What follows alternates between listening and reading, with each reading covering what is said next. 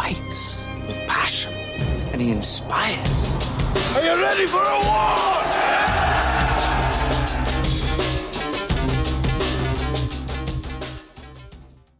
All right, welcome back to From 8 Arbitration.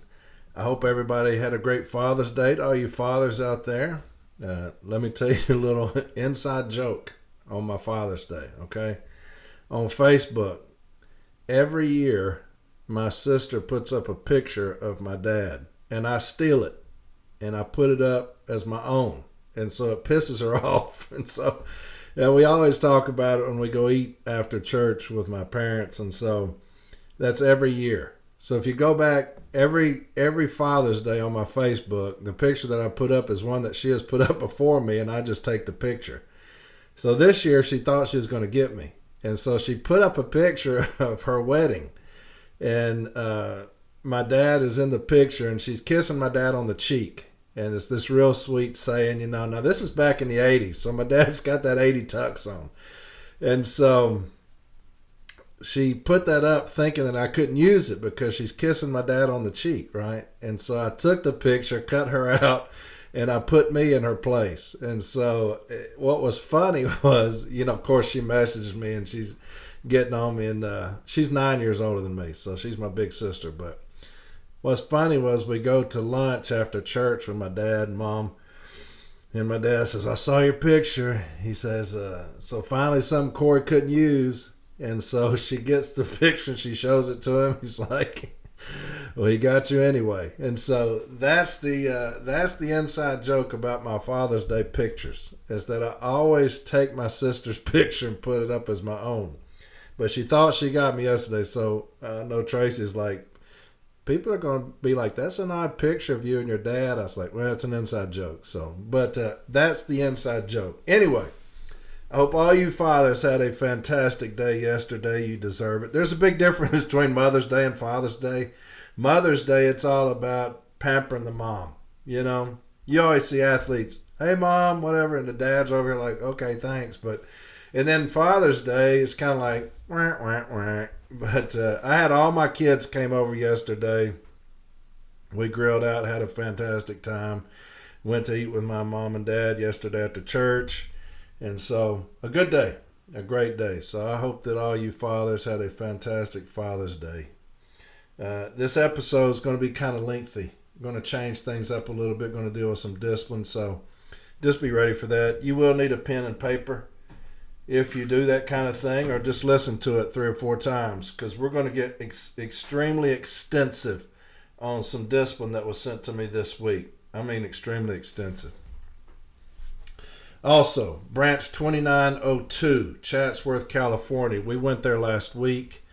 A fantastic union meeting there. They got a fantastic group of people. A wonderful president. That dude is on fire. And so it was a fantastic meeting. They unanimously endorsed James Henry to be the next president. So that was awesome. It was unexpected. But Branch 2902, thank y'all for the love and support. And it's always fantastic when you see the kind of passion, especially afterwards when they come up to you and you've talked, and they show you that love and passion. So many people came up after that meeting talking about, "Man, we can't wait for y'all to get in there because we need fighters." And I can't agree more. You see all over social media Brian with his "fight like hell" mantra.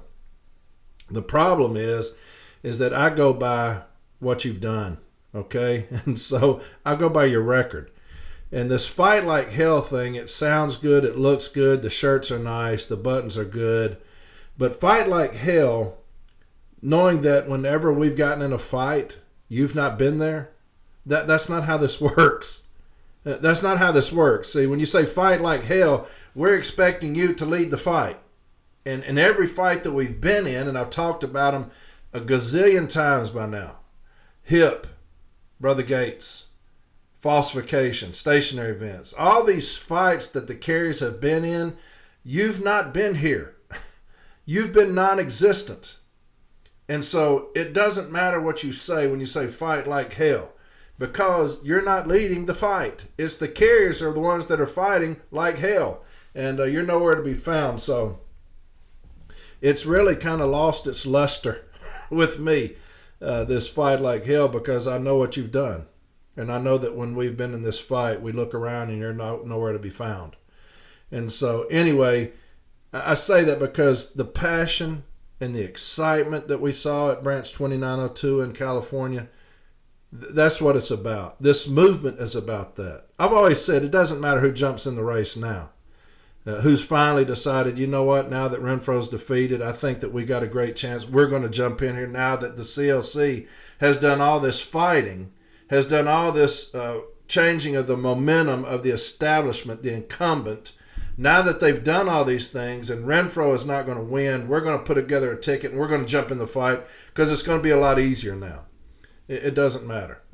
A lot of people are trying to say this person should jump in, this person, it doesn't matter. It's over. It's over. But we will run through this tape. Okay, we've got a lot more places we're going to visit. So the thing is that we're going to have to do it mostly on the weekends because James had all of his LWOP disapproved. Now James works every single day. He works Monday through Friday. He goes in at 3 in the morning or 4 in the morning if we have to fly out. And that way he can fly out at like 1, get to the union meeting, and then fly back so that he can be to work the next day. So anytime you see somebody on social media saying he doesn't work, they're fucking liars. He works every single day. He goes in at 3 o'clock or 4 o'clock in the morning to do that. Okay? So, yes, we have a great time. A great time going to these places. But Branch 2902, thank you so much for the love. We had a great time talking with everybody afterwards. That passion, like I said. So, that's good stuff. I also wanted to talk about something that was put up a lot on social media this week. And it was about Senator Josh Hawley talking with somebody about bonuses. Okay? And I want to play this for you. It's 1:28, but I want to tell you my take on it. Okay? And then I'm going to read something that somebody wrote.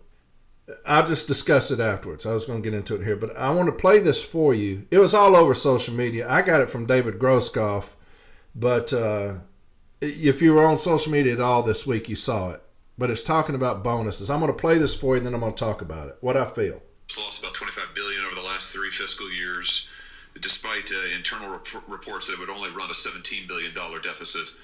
The current management of the Postal Service projects a loss of, I think, $8 billion for fiscal year 2026. This has become quite routine. Here's what I want to ask you about. Over the last 3 years that the last Postmaster General was in office, Mr. DeJoy, the Board of Governors approved $567,000 in bonuses for him. Why is that? I mean, why is it that when the Postal Service as a corporation, as an entity, is missing its internal projections, when my constituents are being asked to accept deliveries that are slow, that are not on time, there's no accountability, when I've got rural postmasters who are fearing for their jobs, but yet the Postmaster General is getting bonuses? Why is that? I mean, tell me what you think about that. I can't tell you why the board previously approved those kinds of bonuses, but I can tell you that under my view, management's going to be held accountable. We have to come up with a new plan, a long-term plan. I know that Postmaster Steiner indicated he's prepared to do that, and I think that they're probably working on it right now. And I think that there need to be goals set, and in the event they don't hit their goals, they're not going to get those bonuses. At least I won't support them. Okay, good. So you're saying that you would not support additional compensation and bonuses if the Postal Service continues to run these deficits? Postal Service lost about $25 billion over the last 3 fiscal. Okay, let's start back over. But here's my position. Here's my position on that. We're broke, is what I've been told by my president, what I was told by Postmaster General Steiner. We're broke. Okay? Matter of fact, this played a huge role in collective bargaining. Brian Renfro has bought into this. He did in the last round of collective bargaining. You see Paul Barner going around, Dan Toth going around. We're broke. No escalated awards. They're done away with a cease and desist because they say that we've weaponized it, which leads to escalated monetary awards. So the union has done everything humanly possible to help management during this time where management is saying that they're broke. They have done a fantastic job of convincing my union leadership that they are broke, okay? Now, I've seen an OIG report. I've read it to you where we've lost $1 billion in non-compliance grievances, okay, on those escalated monetary awards. Because the cease and desist and an escalated monetary award is really our only avenue to get management to comply, to stop violating the agreement. All they have to do is issue us 4 forms of discipline, and we're removed for something that we're not complying with, right? We get a letter of warning, 7-day, 14-day, and a removal. So we get 4 opportunities, 5 if you count a 16-2 discussion, 4 opportunities to correct ourselves, or we're terminated from our livelihoods. Management will get 100, 150. They'll get an endless amount of opportunities to correct themselves, and when they don't, the only avenue that we have is an escalated monetary award. They can steal from us, which they commonly do. They can falsify things on us, which would lead to our termination, which they do. It's commonplace. Here you have Senator Josh Hawley. Now, he was in management's ass, in the Postal Service's ass, so I do appreciate that. Talking about bonuses. They completely missed the mark. They completely missed the mark. You've got $1 billion in losses and non-compliance. You got $560,000 in bonuses to a company who is broke, who's losing billions. What kind of performance did you have which warranted $560,000 in bonuses? What happened there? To me, any company that rewards someone for the catastrophic failure, which is postal management, is beyond me. This guy says, in my view, management needs to be held accountable. That's the guy talking to Josh Hawley. Goals set. And if you don't meet your goal, you won't get a bonus. How about this? Cut out the bonuses. We're fucking broke. Until they quit saying that we're broke, nobody should get a penny in bonuses. What you're going to see, and this is how they make their bonuses. When you say goals are set, delivery standards, okay? You see an epic amount of mail delay. Routes not being delivered, right? Just bring the mail back at 5. That's a goal that they have set. That's a bonus goal. Hey, all the mail needs to be delivered by 5. If it's not delivered by 5, bring the fucking mail back. That's a goal being set. Stationary time. Those are metrics. We're going to cut out stationary time. Okay? We're going to set delivery standards as far as office time. An hour office time, a metric. 45 minutes. If we meet those goals, then we're going to get an enhanced bonus. So who is the ones who are paying the price for management's bonuses? It's the public, because you're not getting your fucking mail so that they can get a bonus. Even though we're broke, and it's the city letter carrier, right? No sit time. Keep it moving, beat the heat. They don't want to acknowledge the take breaks as needed in the heat. They don't give a fuck about that. They would rather kill us to make sure that they get a bonus. And to me, that's what's happening. I don't like the idea of, well, there's goals that are set. I'm going to make sure goals are set. And if they don't make their goals, they're not going to get their bonuses. Why are we even talking bonuses? Why are we even talking bonuses when we're fucking broke? Does anybody have an idea? Why would I give anybody a fucking penny if we're broke, right? To me, you cut out everything. That's what James and I have been saying when James goes everywhere. Every time he talks, he says, hey, clean your own house up. Don't be crying poverty to me with 2 loaves of bread under each arm. That's what James is saying. That's what he means. Don't be crying poverty to me with 2 loaves of bread under each arm. You're giving each other $560,000 bonuses to the PMG.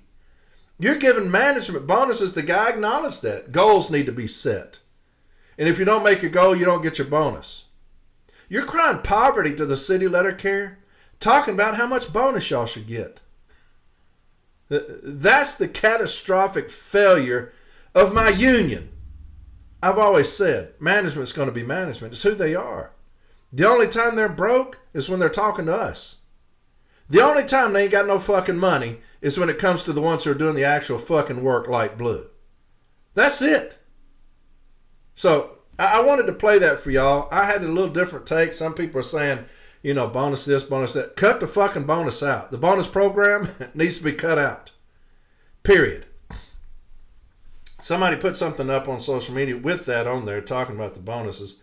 And here's what this individual wrote on there and said.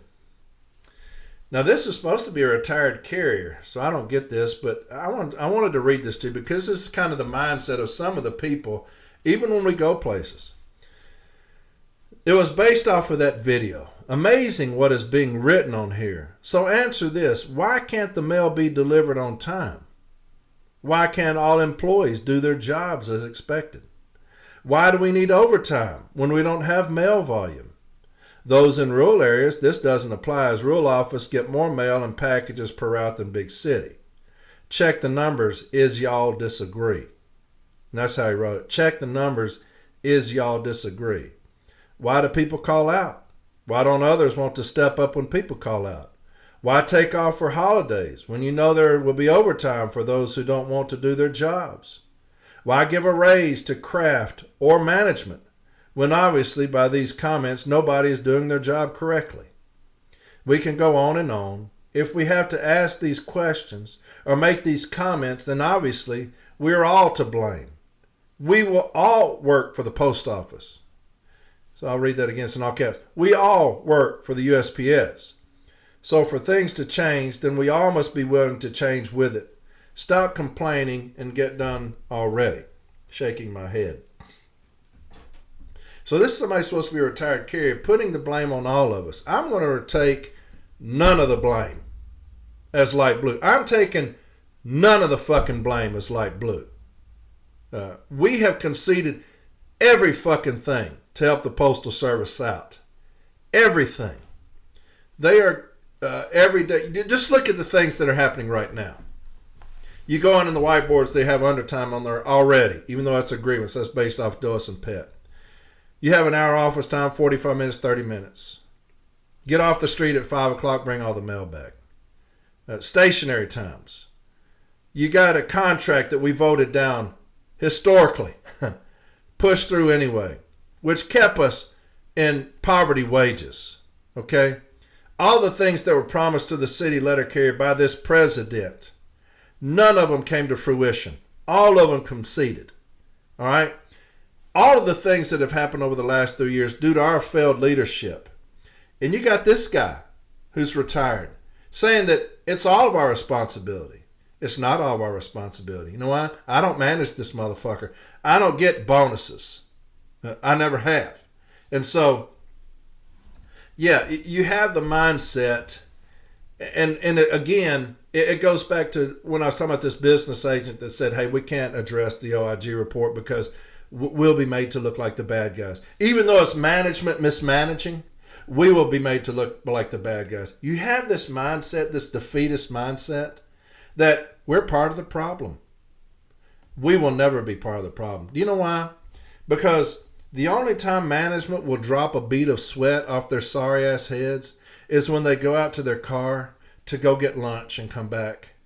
That's the only time that those sorry bastards will ever drop a bead of sweat off their head. They come in, they sit at a desk. They sit at a desk and they wait for telecons to be told what to do. They're just liaisons between district and us. That's all they are. They're overpriced liaisons. They take instruction and they give the instruction to us. They don't do a fucking thing. They can't even approve or disapprove leave anymore. That has to be sent to somebody. We'll tell you how many you can have off. It's a shit show of biblical proportions right now. And do you know who's to fault? Who they all fault? The city letter carrier. Just like this clown. We all work for the USPS. That's a good statement. That's true. We're not all fucking this thing up, though. That's solely on management. Solely. And so I wanted to share that with you all, that video. Like I said, I got that from David Groskopf. And I thought that was quite interesting. Quite interesting that we're even talking about bonuses. What do y'all think about that? Here's some discipline. Now, you're going to see a lot more of this, okay? It's off of stationary time. Now, this is going to be, I'm going to go over a bunch of shit right here on this discipline. We're going to address this discipline just based off of the charge letter, okay? I'm going to read this to y'all twice. Let's see how much y'all have learned over the last 3 years of dealing with discipline, okay? And then I'm going to tell you how I would address the grievance, okay? And what I would put in my case file. Now, I told the person who sent this to me that I was going to do this. This is going to be quite extensive, okay? Just based off of this letter of warning, because we can never, ever let them get their foot in the door on disciplining us based off of stationary events, GPS data, okay? So we're going to attack this letter, probably more than any letter I've ever been sent. So it's that important, because this is one of the things, like I said, they're waiting for this door to be opened in 1983, opened it when your president said that they could jointly watch us. You've seen it go rampant right now. Unfortunately, like I've said before, your president thinks that this is an inconvenience. Just file when the discipline is issued. Well, that sounds good, but we would like some kind of leadership from our leader, and we have none. Like I said, we're the only ones fighting like hell. This motherfucker ain't been in a fight yet. And so he tiptoes around management. We're not tiptoeing around these motherfuckers when we get in. We don't tiptoe around nobody. But anyway, here's the letter of warning. It's dated June 15th. I'm going to read this twice. Okay? It's dated June 15th, 2026. Has the carrier's name. Letter of warning. You're hereby notified that the disciplinary letter of warning is issued to you for the following reasons. Now, here's the charge. Unsatisfactory performance. Okay? Unsatisfactory performance. So remember, that's the charge. Unsatisfactory performance, okay? Now here it is. You have shown 134.34 minutes of stationary time over 7 days and 105 minutes of stationary time over 30 days per day. I'm going to read this again. You got to pay attention to every single word that I'm going to read to you. Now, I know that's difficult when you're not looking at it, okay? Just by me reading it to you. But there's a lot of shit, and it's a very short letter of warning. There is a lot of shit in just this short 2 paragraphs is all it is. There's a lot of shit in here that we're going to address, and I'm going to tell you why. But I'm going to start this again. Then I'm going to read the whole damn thing over again so that you can hear it. And like I said, if you take notes, take notes. If you're out on your route, take mental notes. It's June 15th, 2026, subject letter of warning. You are hereby notified that a disciplinary letter of warning is being issued to you for your following reasons. Charge, unsatisfactory performance. So that's the charge. Unsatisfactory performance, okay? You have shown 134.34 minutes of stationary time over 7 days and 105 minutes of stationary time over 30 days per day. Now, your mind should automatically be working. Just based off of that, what can we address? Just based off of and 105 minutes of stationary time over 30 days per day. All right? On June 11, 2026, I conducted a pre-disciplinary interview with you. Also present at the interview was the union representative so-and-so. At the meeting, you were provided with the opportunity to explain your stationary events. That day, a PDI was explained to you, and you acknowledged that you understand that the questions asked would help determine what action, if any, management could take. You acknowledged that you are to discharge your duties conscientiously and effectively. You acknowledged that you are required to follow the official instructions given by postal management. Put forth a conscientious effort and are required to display a willing attitude.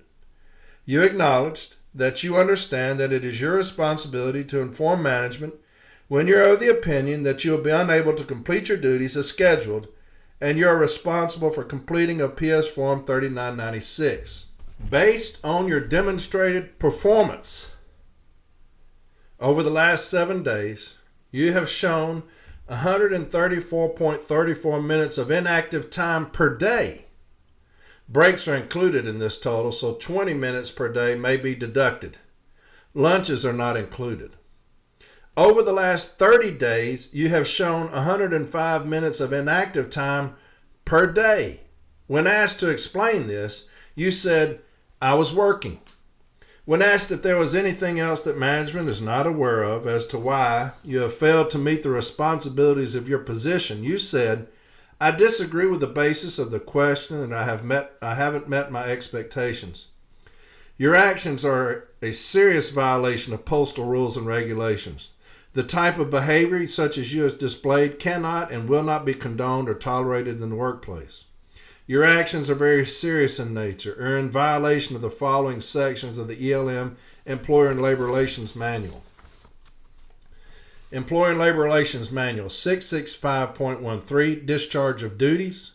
Employees are expected to discharge their assigned duties conscientiously and effectively. 665.15, Obedience to Orders. Employees must obey the instructions of their supervisors. This notice is to inform you that you must correct your work deficiencies. You must demonstrate adherence to postal regulations. Future deficiencies will result in more severe disciplinary action being taken against you. Such action may include additional suspensions or removal from the Postal Service if you do not understand the reason for this letter, or if you are having problems that I'm not aware of. I urge you to see me as soon as possible, and then they have the appeal rights. Supervisor of Customer Service, dated June 18th. Okay? I'm going to read this again, and then we're going to get into it. Again, this is going to be quite extensive. June 15th of 2026, got the name, City Carrier Post Office. Letter of warning. You are hereby notified that the disciplinary letter of warning is being issued to you for the following reasons. Charge: unsatisfactory performance. You have shown 134.34 minutes of stationary time over 7 days and 105 minutes of stationary time over 30 days per day. On June 11th, 2026, I conducted a pre-disciplinary interview with you. Also present at the interview was the union representative so-and-so. At the meeting, you were provided with the opportunity to explain your stationary events. That day, a PDI was explained to you, and you acknowledged that you understand that the questions asked would help determine what action, if any, management could take. You acknowledged that you are to discharge your duties conscientiously and effectively. You acknowledged that you are required to follow the official instructions given by postal management, put forth a conscientious effort, and are required to display a willing attitude. You acknowledge that you understand that it is your responsibility to inform management when you are of the opinion that you will be unable to complete your duties as scheduled, and you are responsible for completing a PS Form 3996. Based on your demonstrated performance, over the last 7 days, you have shown 134.34 minutes of inactive time per day. Breaks are included in this total, so 20 minutes per day may be deducted. Lunches are not included. Over the last 30 days, you have shown 105 minutes of inactive time per day. When asked to explain this, you said, "I was working." When asked if there was anything else that management is not aware of as to why you have failed to meet the responsibilities of your position, you said, "I disagree with the basis of the question that I haven't met my expectations." Your actions are a serious violation of postal rules and regulations. The type of behavior, such as you have displayed, cannot and will not be condoned or tolerated in the workplace. Your actions are very serious in nature and are in violation of the following sections of the Employer and Labor Relations Manual. 665.13, Discharge of Duties. Employees are expected to discharge their assigned duties conscientiously and effectively. 665.15, Obedience to Orders. Employees must obey the instructions of their supervisors. And then it goes on with that language. Supervisor, dated June 18th. So let's get into this. What we're going to do is every time we file a grievance, This is what I do at the informal as the shop steward. I've got 14 days. I'm going to put in an information request. As soon as I get the discipline, I'm putting in an information request. I want to know what you looked at. I want any and all information management used to issue this discipline to Corey Walton. That's what I want initially. On some, I will go ahead and ask for things, okay, that I know that I'm going to absolutely need. A disciplinary action request. I'm going to need that. I want that just in case. That's not going to hurt me if I put that out initially. Sometimes you don't want to put everything on there because management may not have thought about it, and then they will put it in there and saying, this is part of what I used. So we don't want everything to be in there. This one is going to be different. I want, because we're talking about stationary time, any and all information management used to issue Corey Walton this discipline. I also want a copy of all the 4584s done within the last 30 days. Why? Because they said stationary time over 30 days. So, over the last 30 days, I want all the 4584s that you've performed on city letter carrier Corey Walton. Okay? I want that over the last 30 days. We're going to put in that request. Now, management will falsify 4584s. We've seen it a million times. They'll falsify them. It doesn't matter, okay? Because we're going to get a carrier to say, I've never seen this, and they've never come out to me while I was out on the street. They've never talked to me while I was out on the street. And we'll catch them, okay, with certain things that we're going to do. We'll catch them. So I'm going to put in an information request. I want any and all information that you use to issue Corey Walton this letter of warning. I also want a copy of all 4584s that you performed on Corey Walton within the last 30 days. Let's go over this charge. You're charged with unsatisfactory performance. Now, where can I find unsatisfactory performance? Unsatisfactory performance is defined in the ELM. Okay, it's ELM section 375.2. ELM 375.2, unsatisfactory performance. That's what you charged me with, unsatisfactory performance. Now here's what it says. Unsatisfactory performance is a level of performance that is repeatedly or consistently below the minimum requirements expected of an employee in the position based on an evaluation of job-related factors such as reliability, willingness to work with fellow employees, quantity or quality of work production, and attendance. If a supervisor determines that an employee's performance is unsatisfactory and reasonable efforts towards improving performance to a satisfactory level have not been successful. I'll read that again. If a supervisor determines that an employee's performance is unsatisfactory and a reasonable efforts towards improving performance to a satisfactory level have not been successful, effort is made to reassign the employee to a job that the employee can be expected to perform satisfactorily. If there is no such job available and if disciplinary action must be taken, the appropriate adverse action procedure is followed. So, that's unsatisfactory performance. That's the charge. We find that defined in the ELM 375.2. Again, if a supervisor determines that an employee's performance is unsatisfactory and reasonable efforts towards improving performance to a satisfactory level have not been successful. Remember that. Why do we remember that? Because when I look at the contractual provisions that I violated, this is what I see. 665.13 discharge of duties. I've got 665.15 obedience to orders. Nothing in the charge says that I failed to follow instructions. The charge is unsatisfactory performance. The charge is not fail to follow instructions. Whose instructions did I fail to follow? It doesn't say that either. I do not see 375.2 unsatisfactory performance. That is the charge, unsatisfactory performance. I do not see the language cited, ELM 375.2. That would be a contention of mine. Okay? A contention of mine is that management has charged city letter carrier Corey Walton with unsatisfactory performance, but has failed to cite any language dealing with unsatisfactory performance. They have cited discharge of duties. They cannot prove that I didn't. And they have also cited obedience to orders, yet they have failed to cite in a charge that I failed to follow management's instructions. Does that make sense? We'll start there. When I put a case file together, like I was saying earlier, as the shop steward, I'm putting my case file together to go to arbitration. Okay? I want to testify in arbitration. I don't want the formulae to testify on my behalf.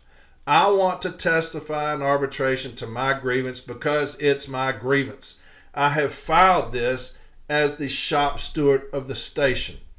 I have 14 days to prepare this grievance, to investigate, to request, and put this case file together.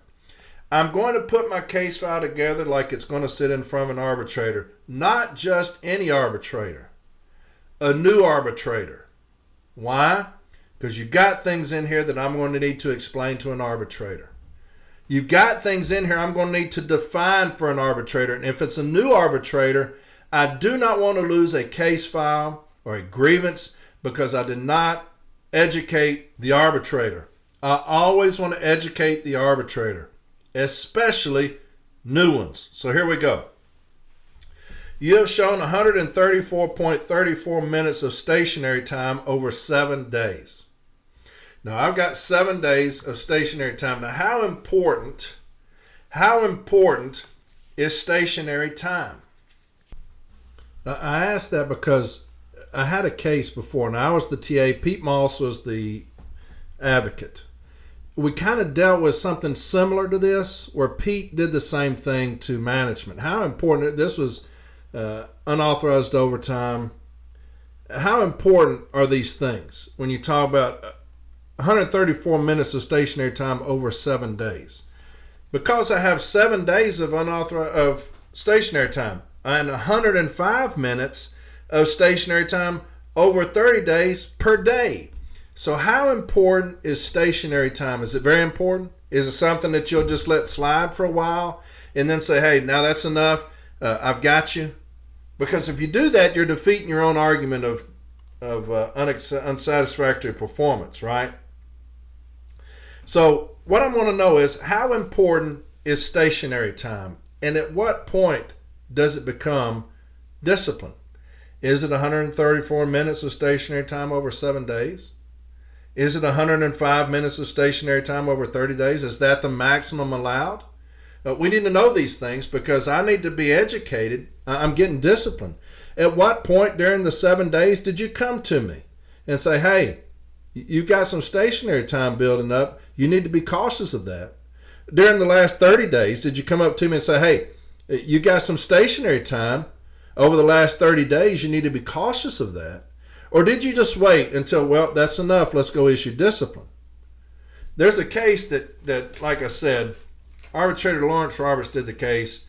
It's C30422. 30422. And it's kind of what we're dealing with here. And I'm going to go to page 8. It's not up to the union to prove innocence, and instead for the moving party to establish guilt. So it's not up to me to prove that I wasn't working. It's up to you to prove that I wasn't working. Because what did the gentleman say? I'm working.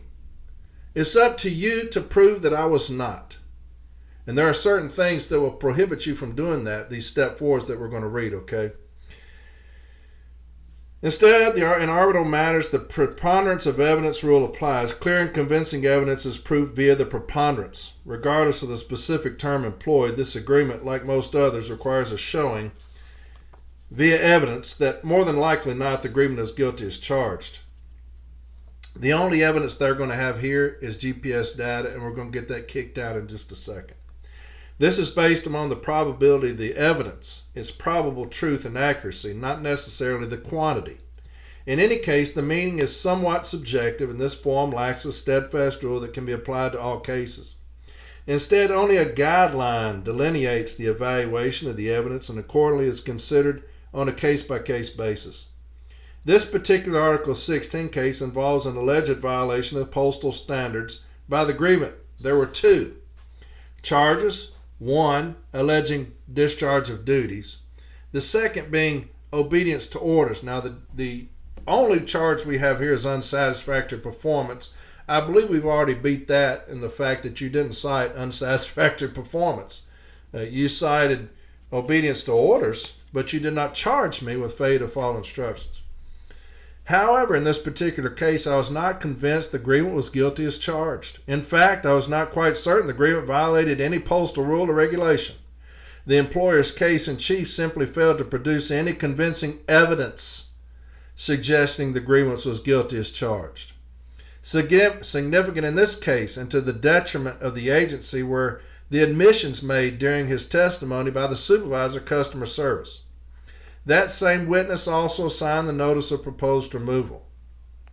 Under cross-examination, the supervisor was unable to verify most of the charges mentioned in the notice of proposed removal. Also included in the case file was the following narrative dated December 31st, 2011, written by the same supervisor. John has a history of job performance problems. I have had numerous discussions with him, both official and some not official.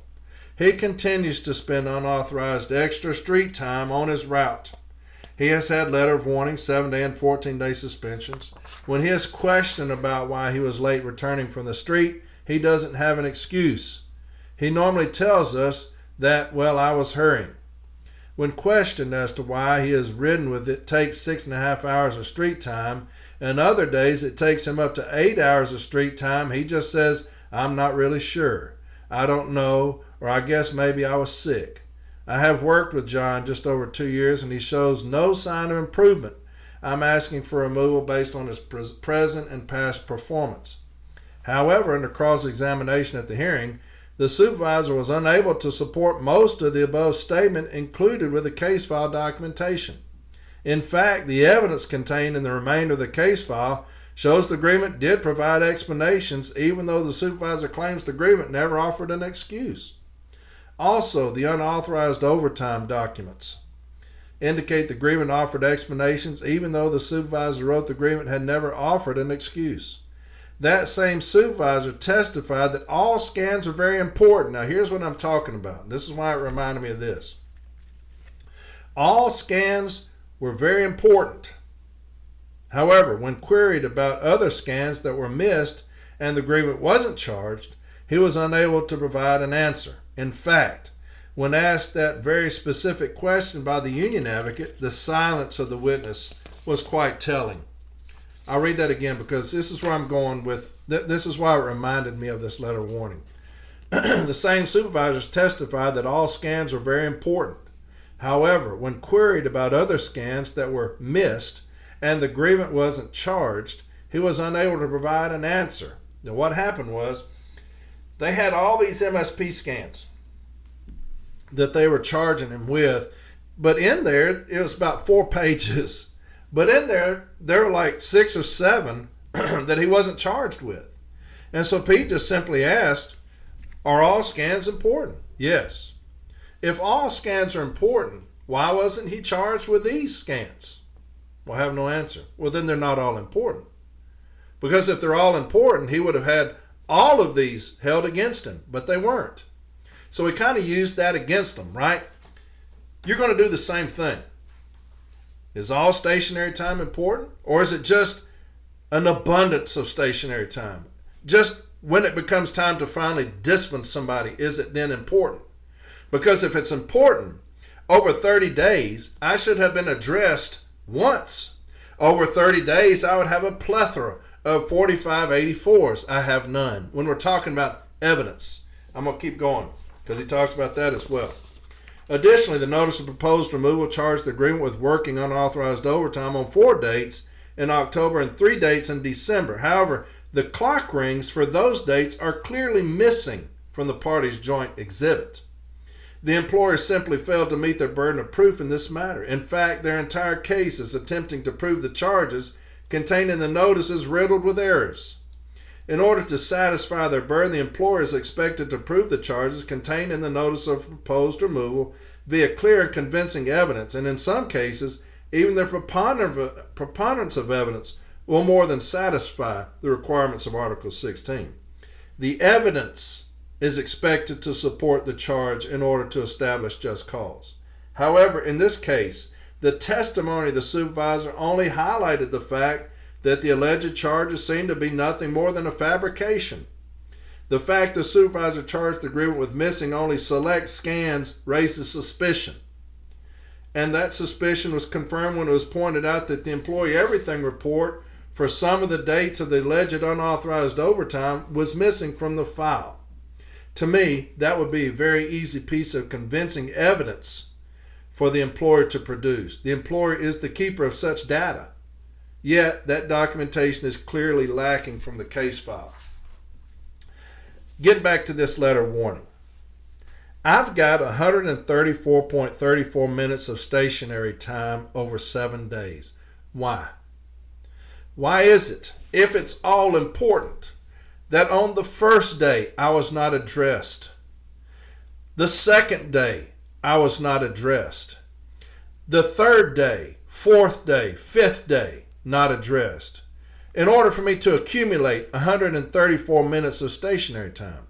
What about 105 minutes of stationary time over 30 days? The 30 days is critical. The 7 days is as well. And we're going to read some contractual language to you in just a second. 134 minutes of stationary time over 7 days is unacceptable for management. 105 minutes of stationary time over 30 days per day. 105 minutes per day over 30 days is unacceptable for management. They're the only ones held to any kind of contractual provision. We'll read that in a second. Again, we go on June 11th, I conducted a pre-disciplinary interview with you. Also present at the interview was Union Representative so-and-so.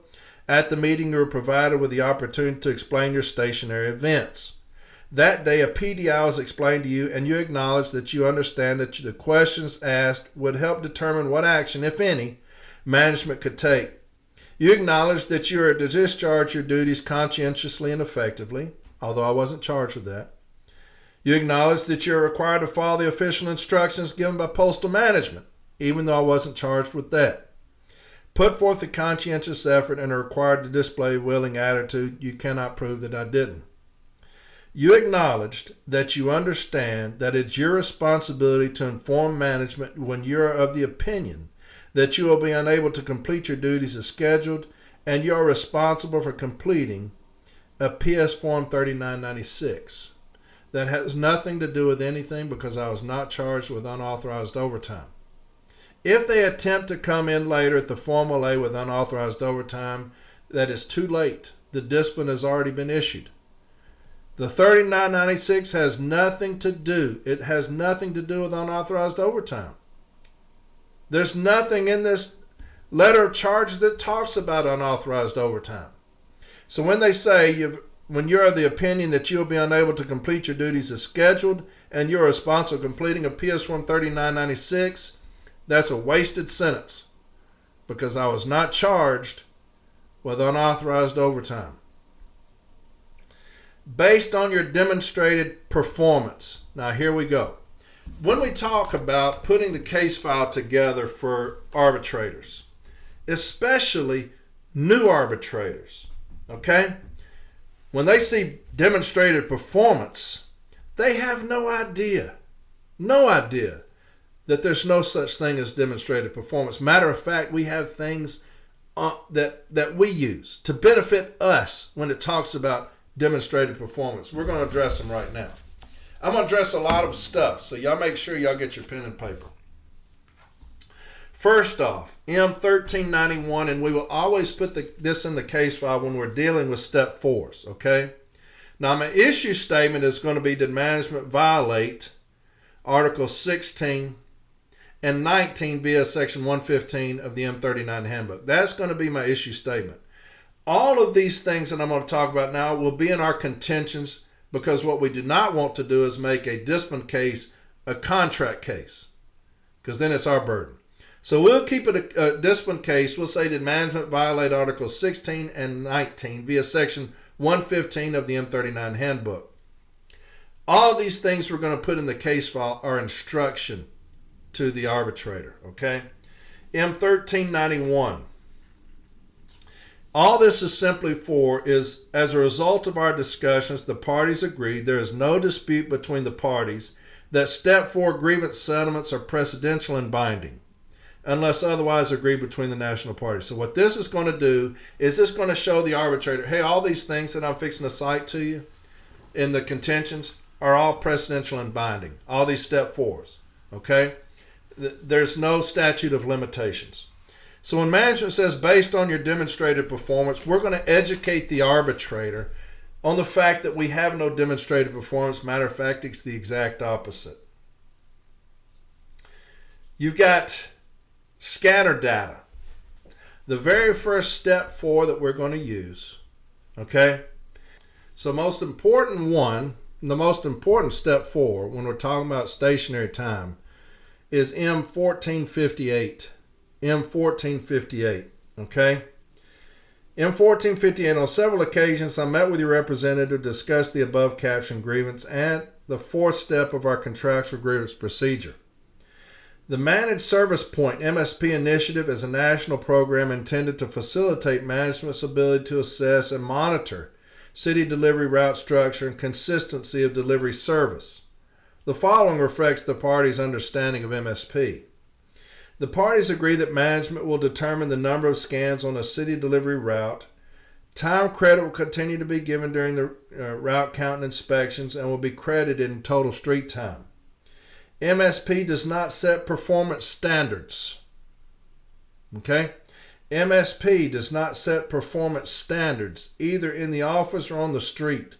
With current technology, MSP records of scan times are not to be used as time card data for pay purposes. MSP data may not constitute the sole basis for disciplinary action. However, it may be used in the parties in conjunction with other records to support or refute disciplinary action issued pursuant to Article 16 of the National Agreement. That's the first one we're going to use. That's the first contention we're going to make in this grievance. Okay? Management has based this entire discipline solely on scanner data. There's no 4584. There's been no street observation. The gentleman said that he was working, and management has nothing to prove that he was not. The only data that they have, the only evidence that they have is scanner data. This will kick that out right here. So now what are you left with after the scanner data is removed? You got the II. I said I'm working. So the only evidence that you have, we will get removed with 1458. Okay? The only evidence you have is inadmissible in court. It's inadmissible. Why? Because 1458 says that you can't use it as the sole basis for disciplinary action. So we're going to take away the only thing that they have against us with 1458. All right? You're also going to have M829. This is based solely on them saying based on your demonstrated performance. M829. The question raised in this grievance is whether management may discipline a letter carrier for expansion of street time and or authorized overtime using data obtained by management during a one-day inspection of the carrier's route. After further review of this matter, we mutually agreed that no national interpretive issue is fairly presented in the particulars evidence in this case. Under Article 16, no employee may be disciplined except for just cause. In this instance, the parties agree that a one-day count and inspection may not be used as the sole basis to establish a standard against which a carrier's performance may be measured for disciplinary purposes. Now, why is this one going in there? Because we're going to educate the arbitrator. Look, I have no demonstrated performance. Now, all these things are basically showing the arbitrator that we have no demonstrated performance. Okay? That's all these things are showing. This thing here. In this instance, the parties agree that a one-day count and inspection may not be used as the sole basis to establish a standard against which a carrier's performance may be measured. We're showing the arbitrator there's no such thing as demonstrated performance. Okay? You got M385. The information presented in this case established that the agreement was approached by a supervisor and told that she was not making standard. She was not being disciplined at this point, but rather was being advised as to what the supervisor felt he observed. Such action in and of itself does not constitute a violation of the terms and conditions of the national agreement. Therefore, the grievance is denied. it is acknowledged that the proper stipulated manner for determining the efficiency of an employee and whether or not the employee is in fact meeting standards is to conduct a one-day count as provided in Handbook M39 and M41. Under the circumstances presented in this case, it is not shown that such a formal approach was necessary or that management was seriously questioning the efficiency of the grievance. There's another thing that we're going to show the arbitrator. Look, there's things that they can do. There's things in place to tell you whether or not we're making standard or meeting our performance. When you say based on your demonstrated performance, we have no demonstrated performance. Here's M304. These are the most important things. In keeping with the principle of fair day's work for a fair day's pay, it is understood that there is no set pace at which a carrier must walk and no street standard for walking. Okay? These are going to be some of the most critical ones. Why? Because they're say based on your demonstrated performance. We cannot have a demonstrated performance if we have no street standard. Right? There's ways that you can test my efficiency, Mr. Arbitrator, but we have no demonstrated performance because we have no street standard. Again, why is that important? Because management is stated in a charge letter based on your demonstrated performance. We've got to address that. M1769 states in part, furthermore, stated in the agreement, there is no set pace at which a carrier must walk and no street standard for walking. Mr. Arbitrator, do you get the idea that both parties have told you we have no demonstrated performance? What about M1444? It states in part, furthermore, the pre-arbitration settlement dated there provides that there is no set pace at which a carrier must walk and no street standard for walking. I think they're trying to tell somebody, Mr. Arbitrator, that we have no demonstrated performance. We can't have a demonstrated performance where we have no street standard. M0005. The grievance mail was not counted to determine their efficiency in this instance. Data from the counts were not, nor will they be, used as a basis for disciplinary action. Consequently, the grievance case is considered to be closed. Again, there are proper procedures if they want to show that we have performance issues. You can count my mail. You can do a 39.99, right? But that still does not show that I have a demonstrated performance. So I'm going to put all those in the file, okay? We're going to show the arbitrator we have no demonstrated performance. We have no street standard. There's no set pace at which I must walk and no street standard for walking. That's critical. Because why? Because they said based on your performance, demonstrated performance. What we don't want to do is not address it, okay? Then get into arbitration and them say that we have a demonstrated performance and he side with them because we didn't show that we don't. Okay? They made the claim. We're going to beat it to death. Based on your demonstrated performance. Talk to me about that. Well, Mr. Arbitrator, what we have on page 36, we're going to start it out with this step 4 here. It talks about the ways that they can gauge my efficiency. They didn't do any of those things. Also, Mr. Arbitrator, when you talk about demonstrated performance, what we have on page 38 is 1769. It says we have no street standard for walking. If we have no street standard, Mr. Arbitrator, we cannot have a demonstrated performance. We've got 1444 as well. On 1444, it states the same thing. There is no street standard. There's no standard for which I must walk. No set pace at which I must walk. So, Mr. Arbitrator, when they say that we have a demonstrated performance, they erred in putting that on the letter of warning because we have no demonstrated performance. We have no street standard. Every day is different, okay? And so that's what we're going to do with that. Here's another thing that's interesting in this letter of warning. Over the last 7 days, you have shown 134.34 minutes of inactive time per day. Per day.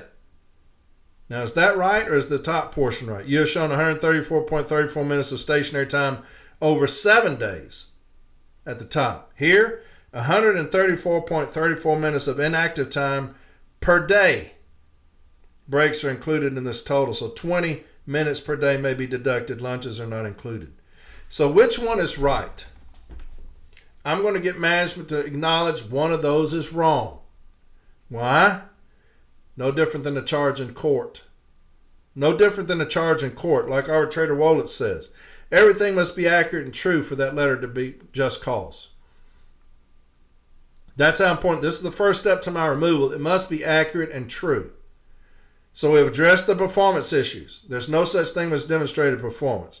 We've addressed the charge, unsatisfactory performance. You didn't cite any language dealing with unsatisfactory performance, nor did you cite any language stating in the charge that I failed to follow any instruction. Most importantly, we've got a step 4 that's going to kick out all the stationary time. It's based solely on GPS data. We have no 4584s to substantiate what you're saying. Here we're going to go after the charge itself. It's incorrect.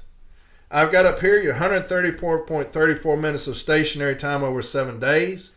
I've got down here 134.34 minutes of inactive time per day over 7 days. One of these things is wrong. We're going to find out. In arbitration, as the advocate, I'm going to say, right here you said 134 minutes of stationary time over 7 days. Is that true? It's true. Down here you said 134 minutes of inactive time per day. Is that true? No. So part of your charge is wrong. Yes. Okay. Now we're going over, again, we're going to keep going over the last 30 days. You were shown 105 minutes of inactive time per day. When asked to explain this, you said you were working. Here we're going to get into the contractual language, okay? We're going to get into the contractual language that we're going to use. First off, you're going to look at section 115 of the M39 handbook. Remember that. 134 minutes of inactive time per day over 7 days. Over the last 30 days, you've shown 105 minutes of inactive time per day. When you look at 115 of the M39 handbook, you got 115.2, using people effectively. Managers can accomplish their mission only through the effective use of people. How successful a manager is in working with people will, to a great measure, to determine whether or not the goals of the Postal Service are attained. Getting the job done through people is not an easy task, and certain basic things are required. So these are the basic things that are required of management. A, let the employee know what is expected of him or her. Did that happen? Don't know.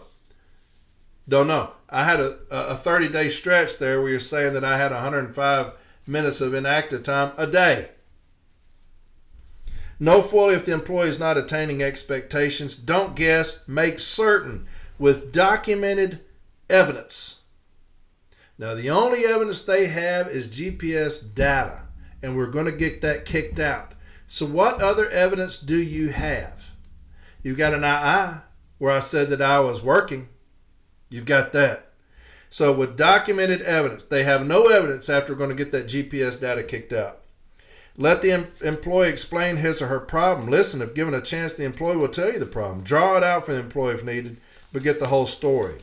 115.3, obligation to me, the employee. Obligation to employees. When the problems arise, management must recognize that they have an obligation to their employees and to the Postal Service to look to themselves as well as to the employee to A, find out who, what, when, where, and why. Do you think that that happened here?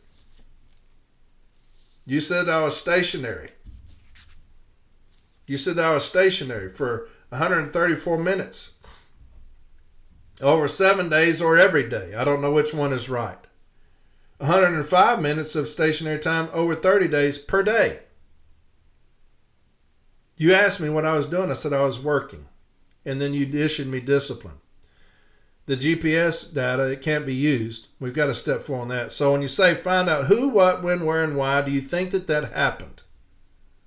Where was I stationary? For how long was I stationary? The 4584s, where are those? To show that you observed me stationary, not working. Find out who, what, when, where, and why they violated that. Make sure, absolutely sure you have all the facts. That's B. Make absolutely sure you have all the facts. Do you think that they accomplished that? Because the GPS data is going to get thrown out. Now, what other facts do you have? You have none. Basically, all you have is an II where you asked me what I was doing. I said I was working. And you have nothing to show that I wasn't. The manager has a responsibility to resolve as many problems as possible before they become grievances. They miserably failed at that. Why? If I say the manager has the responsibility to resolve as many problems as possible before they become grievances, how is it you let me sit out there for 30 days, 105 minutes per day? Surely you saw that every day. You saw that on day 1, day 2, day 3, day 4, day 5, day 6, day 7, day 8, day 9, day 10, day 11, day 12, day 13, day 14, day 15, day 16, day 17, day 18, day 19, day 20, day 21, day 22, day 23, day 24, day 25, day 26, day 27, day 28, day 29, day 30. You saw me every single day for 30 days, 105 minutes per day. And you didn't say the first damn thing until it was time to issue me discipline. That is a violation of the manager has the responsibility to resolve as many problems as possible before they become grievances. So if you have an obligation to me, that's what it says under 115.3, obligation to employees. The manager has the responsibility to resolve as many problems as possible before they become grievances. Why did you let me sit out there doing something you know I shouldn't do for 105 days? Or 30 days for 105 minutes per day? That's a violation of that. If the employee stand has merit, admit it and correct the situation. You are the manager. You must make decisions. Don't pass the responsibility on to someone else. So, we're going to show that they violated Section 115 of the M39 Handbook. That will be very easy for us. Also, in the JCAM on Article 16. And we've used this before, just cause principle. This will be on page 16.1. This is below the box. The principle that any discipline must be for just cause establishes a standard that must apply to any discipline or discharge of an employee. Simply put, the just cause provision requires a fair and provable justification for the discipline. A provable justification. Now, once we get the GPS data kicked out with that step 4, what provable justification for the discipline do you have? What is there? You have no evidence. I said I was working. I don't know what I was doing. You go back 30 days and you say, hey, Corey, what were you doing 30 days ago for 105 minutes? Well, fuck, I don't know. I'm working. I don't keep a tab of what I do every day. I'm sure that if it was an issue, you would have come out there and inquired, or you would have inquired at some point during the 30 days what I was doing. Surely you wouldn't trap me into saying, hey, now we've got enough, here's this discipline. You surely didn't do that. That's a violation of your own handbook, M39, under Section 115. But what is the provable justification for the discipline? I told you I was working. You have nothing showing that I wasn't. You didn't get off your fat ass and come out there, and we'll talk about that in just a second. Page 16.3, examples of behavior. It says in part, management must still meet the requisite burden of proof. Prove that the behavior took place. Can they prove that the behavior took place? Can they prove that I wasn't working? No. Can you prove that I was stationary for 134 minutes of stationary time over 7 days, or 140 minutes of inactive time per day? I don't know which one it is yet. 105 minutes of stationary time over 30 days. Can you prove that? Because you can't use GPS data. I'm going to get that kicked out. So prove that the behavior took place. Can you prove that I was not working? You can't. You can't prove that I was not working. Why? Because you didn't come out there. The arbitrator says, well, where are they required to come out there? I'm glad you asked. Here's the most important thing. Section 134, street management. Section 134, street management. Now, Mr. Arbitrator, if you look on page 20, you're going to see our tax clock rings. And this shows you, Mr. Arbitrator, the office time and the street time, 1720, 1721. When you see this one, that means I'm in the office. When you see this one, that means I'm on the street. Now, if I'm on the street, Mr. Arbitrator, management instructed how they're going to operate while I'm on the street. It's section 134 of the M39 handbook, and it's titled Street Management. So when you see the clock ring, it says 7:21. It means that I'm on the street. So if I'm on 7:21, Mr. Arbitrator, I'm going to fall under this purview, street management. Here's what it says. 134.1 objectives. Now, Mr. Arbitrator, this is what management wrote to themselves. Okay, this is their handbook. 134.11, street management is a natural extension of office management. So it shows you, Mr. Arbitrator, they're not the same. Okay, they're not the same. You have street management and you have office management. 720, Mr. Arbitrator, would define what happens in the office. 721 is going to define what happens on the street, okay? So management is telling you there that they are not one and the same. Street management is a natural extension of office management. All carriers are to be notified to expect daily supervision on the street, just as they receive daily supervision in the office. Now that's important, Mr. Arbitrator, because we're going to show you that during 30 days that management has in question here about me stationary, they did not come out to the street one single time. Now how we show that? Through a 4584, okay, street management. That's a street observation form. And that's where they're going to write down any kind of deficiencies or not that I have, okay? So that's how the carrier proves that management has either come to the street or not. That's a form 4584. There's none in the case file. So, notified to expect daily supervision on the street, just as they receive daily supervision in the office. For a delivery manager to fully understand and control the organization, the manager must be aware of any conditions that affect delivery anywhere within the service territory. 134.12, accompanying carriers on the street is considered an essential responsibility of management and one of the manager's most important duties. Now, Mr. Arbitrator, when it says accompanying the carriers on the street, that means physically coming out with the carrier on the street. That does not mean sitting at somebody's desk looking at a computer screen. Okay? Accompanying the carriers on the street, this is what they said to themselves under the M39 handbook.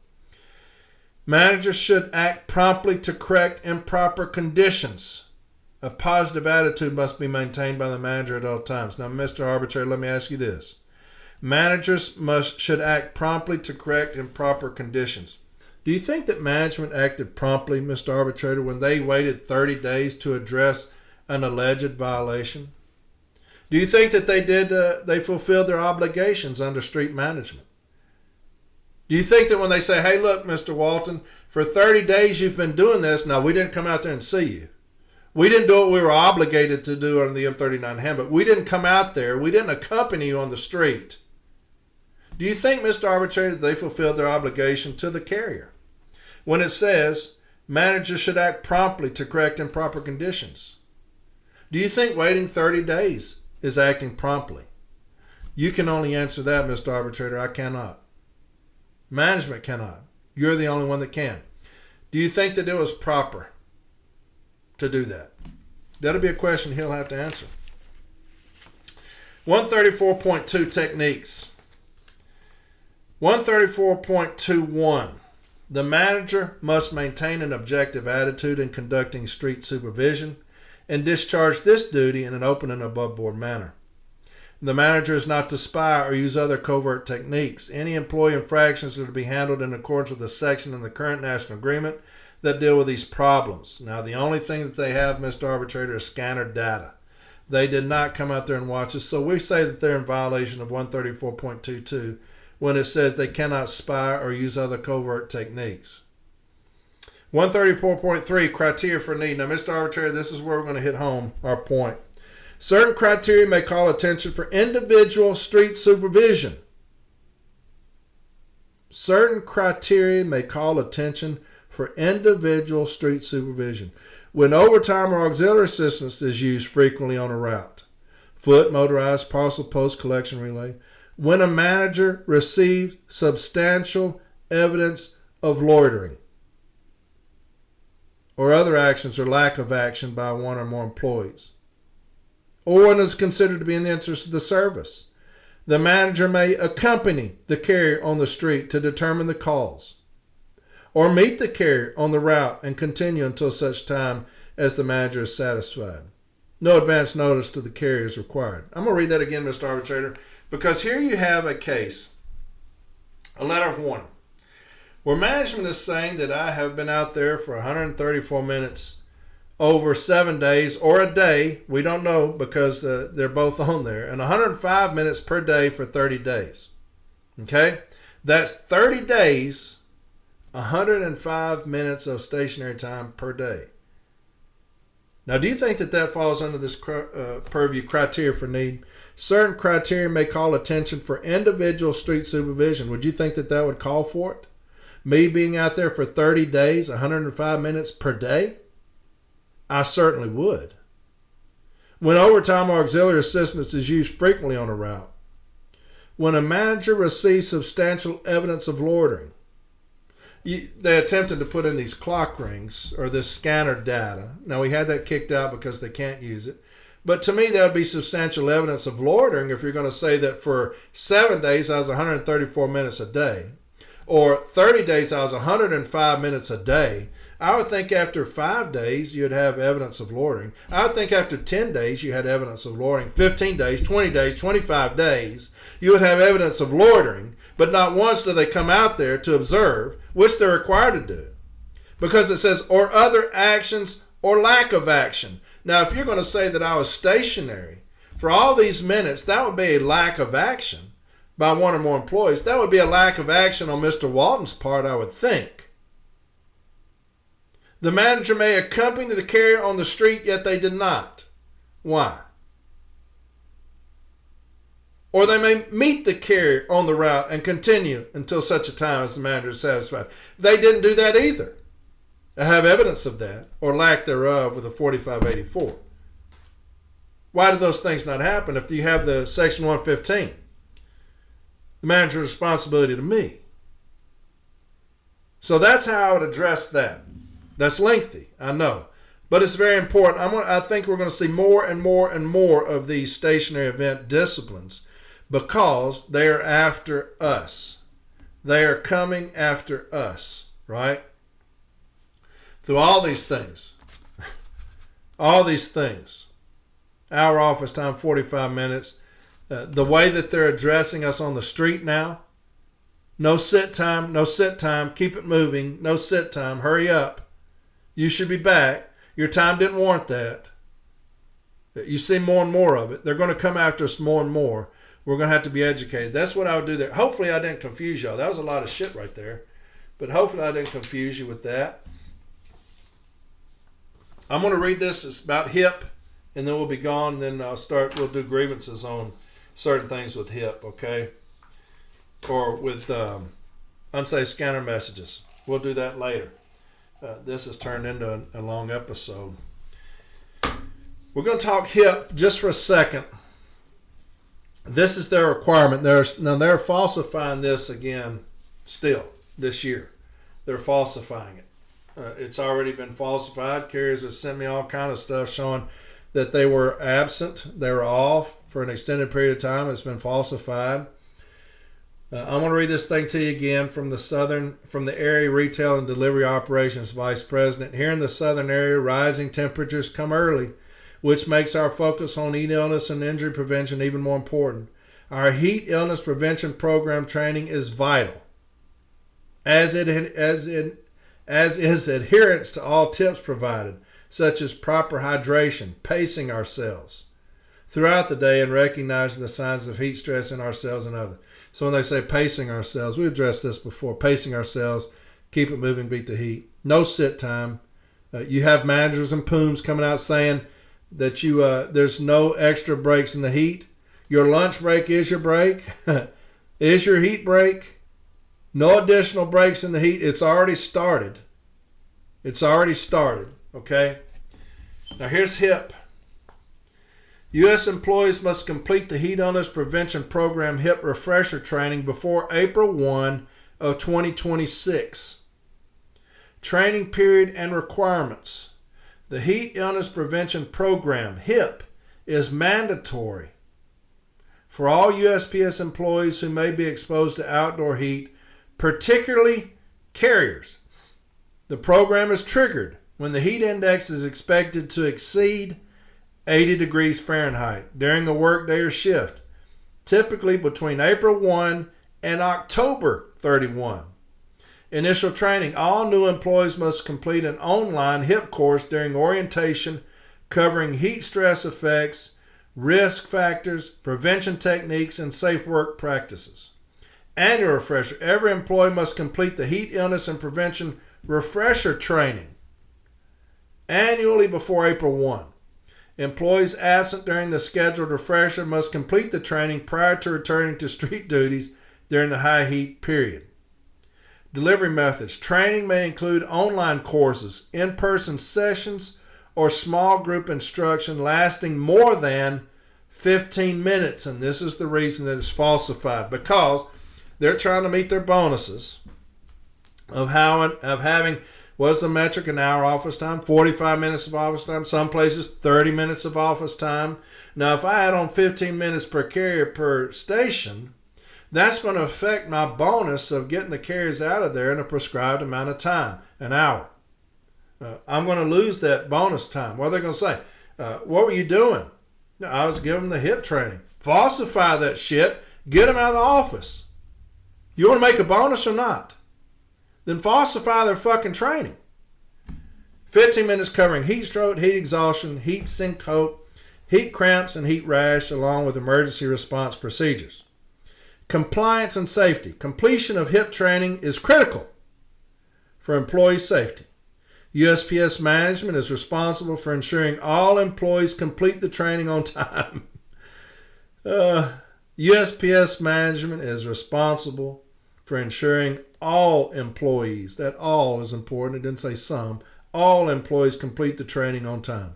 Failure to complete the training before the deadline may prevent employees from performing outdoor duties during heat periods or high heat periods. Okay? Here's the thing I took off of the Postal Bulletin about USPS. This is the Postal Bulletin. If you look up Postal Bulletin about USPS, be prepared to beat the heat. This is the cover story. Be prepared to beat the heat. The climate in our country is changing and temperatures continue to rise almost everywhere. As this happens more frequently, areas are exposed to high heat conditions for longer periods of time. Higher heat conditions trigger the criteria for the USPS Heat Illness Prevention Program, or HIPP. This program is intended for times when outside heat index temperatures are expected to exceed 80 degrees Fahrenheit during a workday or work shift. The HIPP was created by Postal Service in 2018 to help provide awareness, highlight potential symptoms, and address issues that could occur from heat-related illness and heat exposure. What are the improvements to the HIPP? To ensure the HIPP is comprehensive, clear, and updated, the following enhancements will be made. Moving forward, the heat stress recognition and prevention video is required viewing for every newly hired employee. Annual refresher training will be provided to every and consistent of the following safety talks. Heat illness and prevention, annual refresher. The safety talks will provide the same information contained in the video. All employees will have a heat illness prevention publication mailed to their residents. The new HIPP provides multiple access points for information that can keep employees safe during high heat periods. The image for the Prevent Heat Illness vehicle sticker, badge tag, and poster has been modernized. Facilities must get the updated versions of all of them. Everyone is required to have an updated Prevent Heat Illness badge tag. Also, every vehicle must have an updated Prevent Heat Illness sticker, and facilities must feature the updated poster. Using the resource the Postal Service provided for the HIPP will ensure our employees are well trained and informed when it comes to preventing heat-related illness. Expanded information will be provided annually to all employees through the program. Additionally, here are some proactive tips to help beat the heat. Hydrate before, during, and after work. Prevention is important. Drink at least 8 ounces of water every 20 minutes. Dress appropriately for the weather. On warm days, wear light-colored clothing, loose-fitting, breathable clothing to keep your body temperature down. Use the shade to stay cool. When possible, use shaded areas to stay out of direct sunlight. Here's the HIPP, okay? I'm going to read all of it. It's long, but I'm going to read it. Appendix 1, Heat Illness Prevention Program Certification Postings. HIPP and Heat Illness Poster and Safety Talk. For supervisors, the United States Postal Service implemented the Heat Illness Prevention Program, HIPP, to protect employees from heat-related illnesses and to educate them on how to stay safe during hot weather. Included in this HIPP Safety Talk, HIPP Safety Talk or Safety Talk, is the HIPP document and the Safety Talk that is to be given to all employees. The Heat Illness Poster, which must be posted in all facilities, has been mailed to all level 18 and above facilities. The Heat Illness Poster can be printed from the Safety Resources Tools, A to Z, OSH Topics, Heat Illness Prevention, for all other facilities. Additional collateral material can be ordered from the Topeka NDC. This Safety Talk serves as the HIPP certification for your facility. By certifying this Safety Talk, you are verifying that the following tasks have been completed. The HIPP is posted in the facility in a conspicuous location. The Heat Illness Poster is posted in the facility in a conspicuous location. The HIPP Safety Talk has been given to all employees. 4 employees have been provided with Heat Illness Prevention badged cards. 5 Heat Illness Prevention stickers have been placed in all owned and leased Postal Service vehicles. You should not certify this Safety Talk unless and until each of the 5 tasks above have been completed. Attachments. And it's got the HIPP. Heat Illness Prevention Program. Facility name, date, developed by.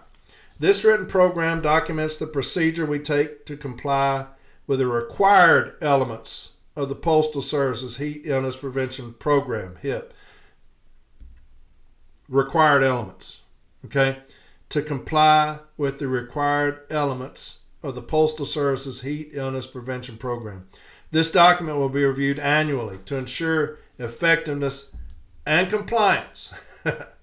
Copies of this document are available to employees upon request, and I would request it if you find that yours has been falsified. The HIPP is triggered during the period of April 1 through October 31, and at any other time when the weather reports are issued by the National Weather Service for a particular work location indicate that the outdoor heat index temperatures are expected to exceed 80 degrees Fahrenheit during the course of a workday or work shift. Methods of compliance. Oversight. The installation head at all local Postal Service owned or operated facilities will be responsible for the implementation of this HIPP for their employees, provided the facility meets the heat exposure criteria outlined above. The Postal Service's Chief Human Resources Officer or his or her designee will oversee the HIPP from a universal perspective. Each area regional vice president will designate an area regional coordinator who will be responsible for ensuring the implementation and management of the HIPP in his or her area region, as well as certifying compliance with the HIPP for his or her area region. See Appendix 1. The area regional coordinator will be trained in the risk, physiological responses to, and controls for heat index temperatures exceeding 80 degrees Fahrenheit and will have the following knowledge and skills: an understanding of the signs and symptoms of heat-related disorders, predisposing conditions, likely causes, prevention, and first aid in order to provide guidance and training to area regional employees, an understanding of the cause of heat stress, an understanding of the general controls for heat stress that include training, work practices, and surveillance, the ability to audit compliance with the HIPP, training and mobile delivery device messaging. Training. The Postal Service will require annual completion of a HERO training course on heat stress by all employees in every facility, regardless of exposure assessment findings. This course will discuss the effects of heat on the body, outline the risk factors for heat-related illness, and describe the associated treatments for each. This training will also explain several controlled measure techniques, and safe work practices that can be used to prevent heat-related illness, as outlined in this document. It is the responsibility of each installation head to ensure that employees complete the above-referenced HERO course.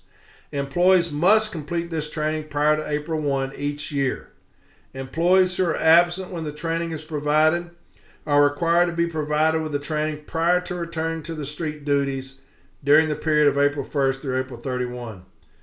Isn't that funny? It is the responsibility of each installation head to ensure that employees complete the above referenced HERO course. And they're falsifying the shit out of it. They don't give a damn about us, man. Mobile delivery device messaging. From April 1 through April 31st, mobile delivery device MDD messaging will be disseminated from the national level, addressing issues related to heat exposure and the prevention of heat-related illness, with a focus on matters such as proper attire, sufficient hydration, effects of personal medical conditions or medications, how to recognize signs and symptoms of heat-related illness, other weather-related concerns, and guidance on how to respond in an emergency. Each week, the supervisor will give a safety talk addressing issues related to heat exposure and prevention of heat-related illness. These talks will be documented in HERO with certification of completion for all employees. Monitoring for signs and symptoms. All employees will be provided the following visual aids, Figure 2 and 3, containing the various symptoms of heat-related illness. These visual aids may be used to assist in identifying common signs of heat-related illness and provide appropriate actions to help guide decisions by employees and supervisors to seek medical attention. The following figure is intended to provide specific first aid measures for each condition and should not be implied to reflect any progression in severity. Employees working away from a postal facility should immediately call 911 and then their supervisor, if able, when they experience signs or symptoms of heat stress as referenced in Figure 2 below. Proper hydration and seeking prompt medical attention should be ensured at any time the below referenced symptoms arise during the course of a workday. When in doubt, do not hesitate to call 911. Employees and supervisors may use personal cell phones and other mobile devices to communicate or to contact 911. As a reminder, for safety reasons, cell phones and other mobile electronic devices should never be used by an employee while driving or operating postal vehicles or equipment. Symptoms: heat stroke, confusion, fainting, seizures, excessive sweating or red, hot, dry skin, very high body temperature. First aid: call 911. While waiting for help, workers should rest in shady, cool area. Loose clothing: remove outer clothing, use a fan, and place cold packs in armpits if available. Wet worker with cool water: apply ice packs, cool compresses, or ice if available. Drink fluids, preferably water, as soon as possible. Stay with worker until help arrives. Heat exhaustion. Symptoms: cool, moist skin, heavy sweating, headache, nausea or vomiting, dizziness, lightheadedness, weakness, thirst, irritability, fast heartbeat. First aid: call 911. While waiting for help, sit or lie down in a cool, shady area. Drink plenty of water or other cool beverages. Use cool compresses or ice packs if available. Do not return to work that day. Heat cramps. Symptoms: muscle spasms, pain, usually in abdomen, arms, or legs. First aid: have worker rest in shady, cool area. Worker should drink water or other cool beverages. Wait a few hours before allowing worker to return to strenuous work. Have workers seek medical attention if cramps don't go away. Symptoms: heat rash. Clusters of red bumps on skin, often appears on neck, upper chest, folds of skin. First aid: try to work in cooler, less humid environment when possible. Keep the affected area dry. Prevent heat illness. Know the signs and act. Heat exhaustion or heat stroke. heat exhaustion, faint or dizzy, excessive sweating, cool, pale, clammy skin, nausea or vomiting, rapid, weak pulse, muscle cramps. Call 911. Get to a cooler, air-conditioned place. Drink water if fully conscious. Take cool shower or use cold compresses. Heat stroke, throbbing headache, no sweating, body temperature above 103, red, hot, dry skin, nausea or vomiting, rapid, strong pulse, may lose consciousness. Call 911. Take immediate action to cool the person until help arrives. Seek immediate medical assistance for heat-related illness. Call 911. Emergency planning and response. All employees are encouraged to take immediate action if they observe another employee exhibiting signs or symptoms of heat-related illness. Employees should err on the side of caution and immediately call 911 whenever an employee complains of or is observed exhibiting signs of heat-related illness, and it is determined medical intervention may be necessary. Other emergency planning and response procedures will include, but are not limited to, the following actions. Employees will be trained to recognize symptoms of heat-related illness and taught basic first aid measures related to heat stress as described in the training section above. Employees observed by management exhibiting signs or symptoms of heat-related illness will be monitored and shall not be left alone or sent home without being provided with emergency medical service. Engineering and administrative controls. The Postal Service will implement procedures to ensure that potable water sources are available in all facilities and are monitored during regular safety inspections. A postcard promoting heat stress awareness is mailed annually to all employees. Stickers are installed in every vehicle identifying the signs and symptoms of heat-related illness. Laminated cards containing information identifying the signs and symptoms of heat-related illness are provided to all carriers and supervisors for attachment to identification badges. An escalation process is put in place to prioritize all requests for HVAC repairs and temporary abatement efforts in postal facilities. I'll read that again. An escalation process is put in place to prioritize all requests for HVAC repairs. So all these places where the air conditioner is out, we need to find out that process.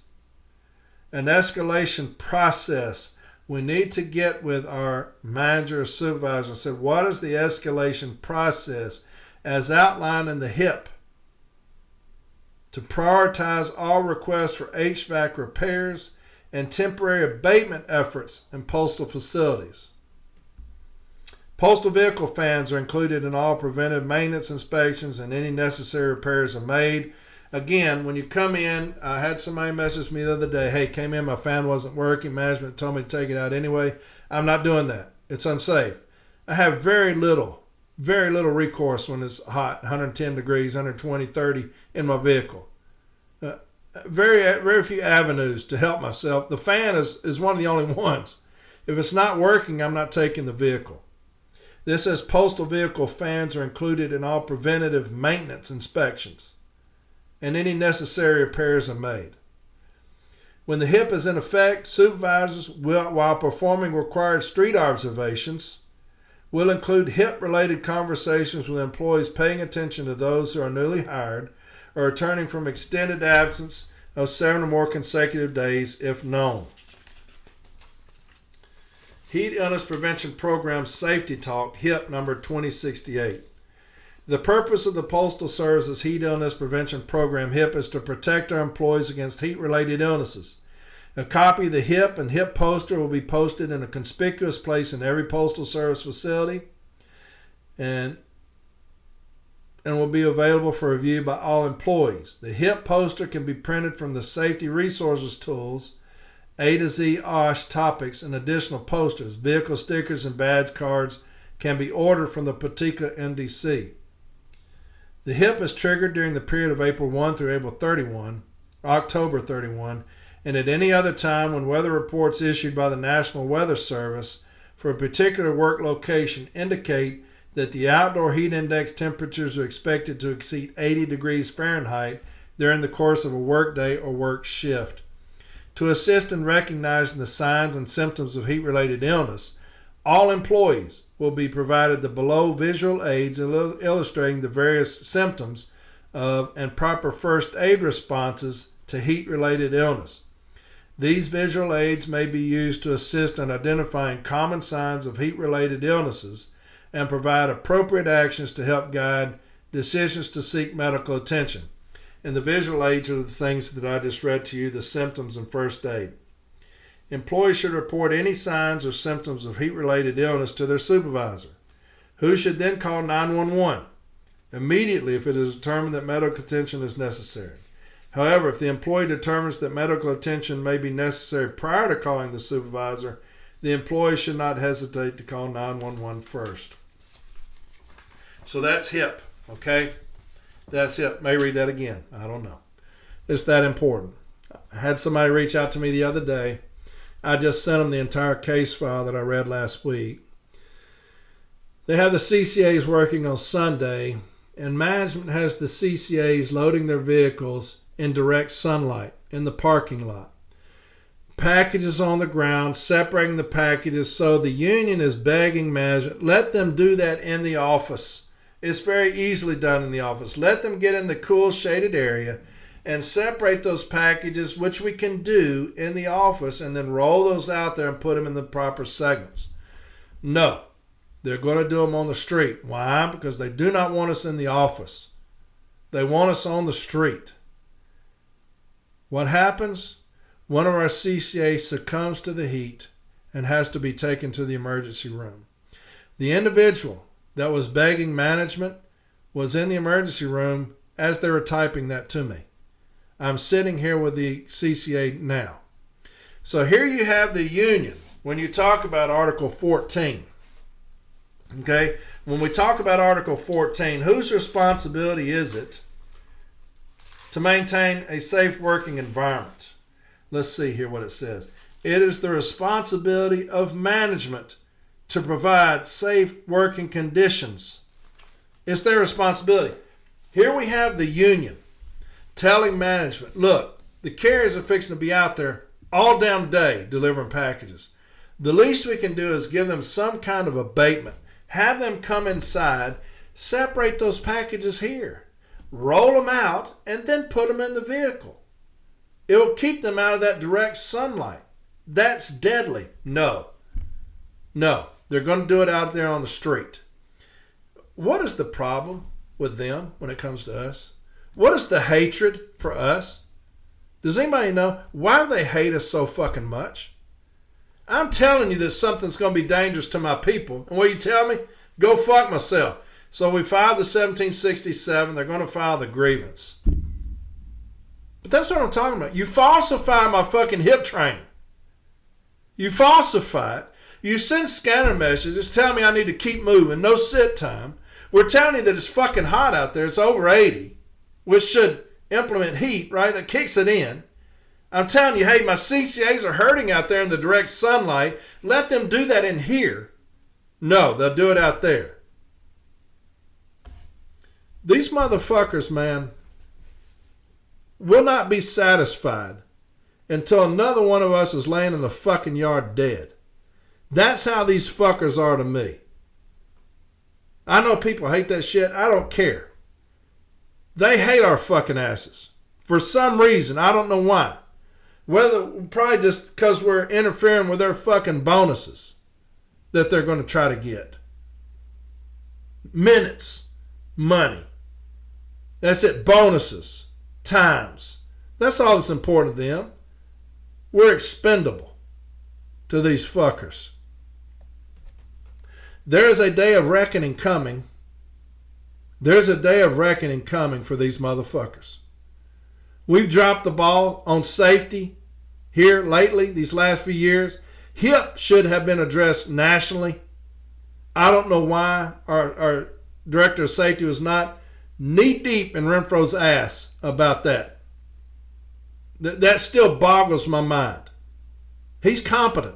Why was he not knee deep in Renfro's ass when they intentionally falsified HIPP? They are still intentionally falsifying it today. Still. They are still putting us in jeopardy today, putting us in harm's way today. Why? Why are we not all over these motherfuckers when it comes to that? Just file a grievance. Fuck, y'all do something other than that. Be a leader other than file a grievance. Fuck, be a voice for us. Shit. Be a fucking presence for us in this shit. Be a fucking leader for us in this shit. Don't just answer everything with file a fucking grievance. Okay? We're going to file a grievance. We're going to do that. Y'all do something other than that bullshit. Lead us. God dang. What do we do here? Just file a grievance on that. Motherfucker, do something shit. Anyway, look, man, my people, every day they show up for work are in harm's way. Every single day. And we have incompetence on a biblical scale. Our president, executive vice president have checked the fuck out. You know, people don't know whether this motherfucker's running again or not. I'm sure you'll have some people that are bootlickers that will come up and say, I'll run with you. I know it's suicide. I'll run with you though, master. And, we'll see what... You'll have other slates, I'm sure. I'm positive. They're not going to let just James Henry walk in there. The establishment, the status quo, they're not going to just let that happen. You'll have somebody else. Fucking ridiculous. The incompetence right now at the top. They've left it all up to us on the floor. 100% of it. To educate ourselves. And they fault us. This is a fact. They fault us for the backlog of grievances. That's a fact. If all these grievances weren't being filed, all this education, that's the reason we gatekeep, is because we don't want y'all to know every fucking thing's a grievance and y'all been filing every fucking thing. Then don't have a JCAM. Don't have a joint contract administration manual. Don't have rules and provisions. If you don't want us to file a grievance, do away with the fucking JCAM. Because to me, if I got the JCAM, an agreement between us and them, and they violate it, I'm going to grieve it. As a union, that's what I do.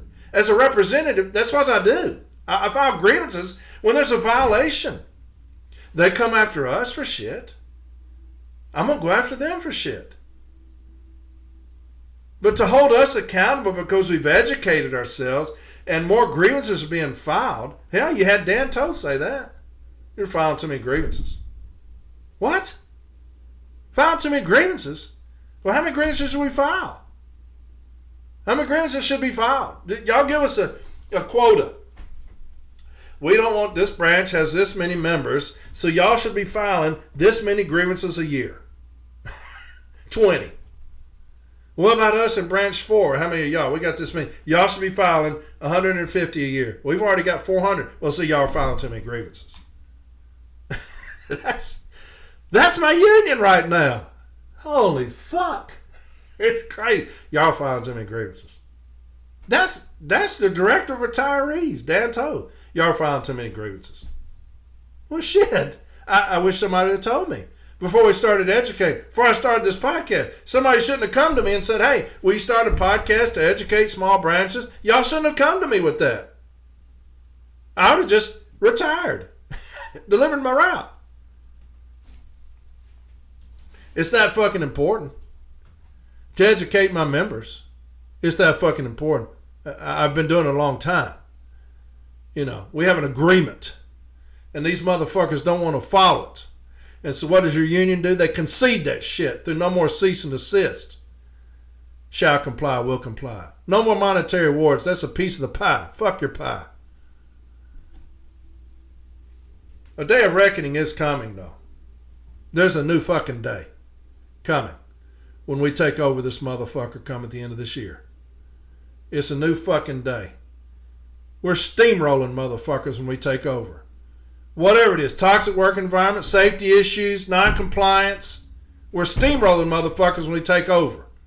You don't like it? Get out of fucking management. Go do something else. Go collect trash. Go do that. You don't like it? Get the fuck out of the way. Union representative don't like it? Go back to carrying. Get the fuck out of the way. The agent's going to be the agent again. We're going to be doing representative type shit when we take over. Fuck. Well, that's it for today. Fuck, that's 2 hours. Damn it. Anyway, hope that discipline helped you though. Okay? Always remember, when we file grievances for discipline, we want to educate the arbitrator. Just in case, if it's a new panel, when we take over, we're going to get more arbitrators. Our advocates are going to be some busy motherfuckers. The richest people are going to be arbitrators. I'm going to make sure of that. We're going to arbitration again. That's going to happen. That's priority for me. Backup teams are going to be implemented, or national grievances are going to be filed. We're going to take care of this backlog of grievances. Arbitrators are going to be hired in full. Okay? Advocates are going to be used nonstop. Case files need to be ready for those advocates to present the case to arbitrators. Anytime you file a grievance, think of that. So when we're dealing with this discipline, even though it's very simple, you probably could have just beat it with the step 4 talking about GPS data. That alone probably could have beat it, but if management's going to start putting an emphasis on stationary events, they're going to start pressing these forward, make sure they don't catch us lacking. Make sure they don't catch us lacking in a case file, okay? But, hey, I love you. Next week, we're going to get into some more safety stuff. And if somebody sends me something else, I'll address that like this letter warning. But, again, I hope that helped you. I hope that wasn't too much for you on that, if it made some sense. If not, holler at me. We'll talk about it, okay? But I love you, Light Blue. Please take care of yourself. Please. God, please. Hydrate yourself. I've got a huge cooler, man, I take every day. Waters, body armors, that's my jam. Towels, ice, every day. I'm old, so I need to do it. I'm out there walking 7.5 miles. You on those mounted routes are in trouble. 130 degrees. I don't have to deal with that. I got sunshine, but I got a hat. So, and I can create my own breeze, and I got shade trees and porches and stuff that help. In that vehicle, different world, man. Y'all be safe. I love you. And I'll talk to y'all next Monday, all right? Bye.